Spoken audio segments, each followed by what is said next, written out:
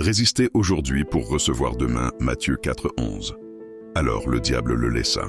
Et voici, des anges vinrent auprès de Jésus et le servaient. Il existe dans la vie de chaque croyant un moment décisif, un moment silencieux, un moment invisible aux yeux des hommes, mais déterminant aux yeux de Dieu. Ce moment, c'est celui du choix. Le choix entre céder ou résister. Le choix entre la facilité ou la fidélité. Le choix entre la pression, du moment ou la promesse de Dieu. Dans Matthieu 4, Jésus est conduit dans le désert. Il jeûne 40 jours, il a faim, il est humainement affaibli. Et c'est précisément à ce moment que le diable vient. Comprends ceci. L'ennemi attaque souvent quand tu es fatigué, quand tu es isolé, quand tu es vulnérable. Le diable dit à Jésus, « Si tu es fils de Dieu, ordonne que ces pierres deviennent des pains. » En d'autres mots, utilise ton pouvoir pour te servir toi-même. Cherche une solution rapide. Satisfais ton besoin immédiatement. Mais Jésus répond, « Il est écrit, l'homme ne vivra pas de pain seulement, mais de toute parole qui sort de la bouche de Dieu. » Il refuse le raccourci. Ensuite, le diable lui propose la gloire sans la croix, l'autorité sans l'obéissance, le royaume sans le sacrifice. Encore une fois, Jésus refuse.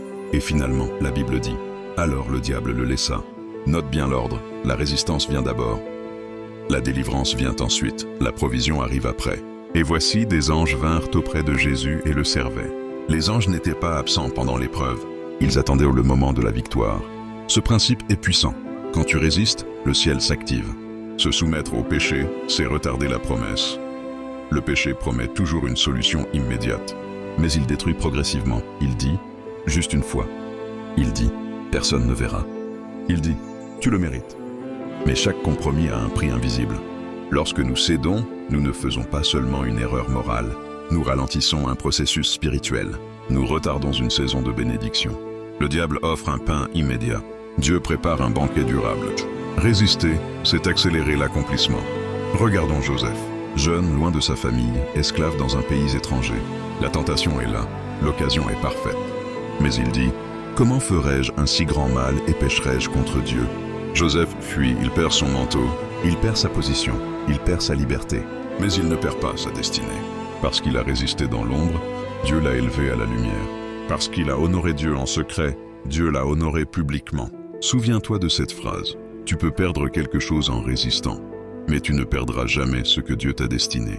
3. La résistance forme le caractère. Le désert n'est pas un lieu d'abandon, c'est un lieu de formation. Dieu permet parfois l'épreuve non pour te détruire, mais pour te fortifier. Après le désert, Jésus commence son ministère avec puissance. Après la prison, Joseph devient gouverneur. La résistance prépare l'élévation. Ce que tu refuses aujourd'hui détermine ce que tu recevras demain. 4. Peut-être que tu es dans ton désert. Peut-être que tu luttes contre une tentation secrète. Peut-être que l'ennemi te propose une solution facile. Un compromis moral, une relation qui t'éloigne de Dieu, une décision rapide sans prière. Mais écoute ceci, ne gâche pas ton repas pour une bouchée empoisonnée. Ne vends pas ton avenir pour un plaisir momentané. Ne compromets pas ton appel pour une gratification immédiate. Résiste, même si c'est difficile, même si tu pleures, même si tu es seul. Car lorsque tu tiens ferme, quelque chose se passe dans l'invisible. Le diable finit par lâcher prise, et la provision finit par arriver. Message d'évangélisation. Peut-être que tu écoutes ce message et que tu te dis « J'ai déjà trop cédé, j'ai déjà échoué ». La bonne nouvelle, c'est que Jésus n'a pas seulement résisté pour lui-même, il a résisté pour nous. Là où Adam a échoué, Jésus a vaincu. Là où nous tombons, il s'est tenu debout.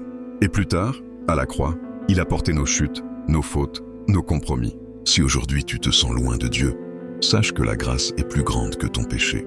Tu peux revenir, tu peux te relever, tu peux recommencer. La résistance commence par une décision. Donner ton cœur à Jésus. Car sans Christ, résister est un combat humain. Avec Christ, résister devient une victoire spirituelle. Si tu n'as jamais donné ta vie à Jésus, c'est le moment. Dis-lui simplement, « Seigneur, je te donne ma vie. Aide-moi à résister, transforme mon cœur. » Et il le fera. Souviens-toi, aujourd'hui tu résistes. Demain tu reçois, aujourd'hui tu tiens ferme. Demain tu verras la main de Dieu. Alors le diable le laissa. Et voici, des anges vinrent auprès de Jésus et le servaient. Ta saison de service divin arrive, tiens bon.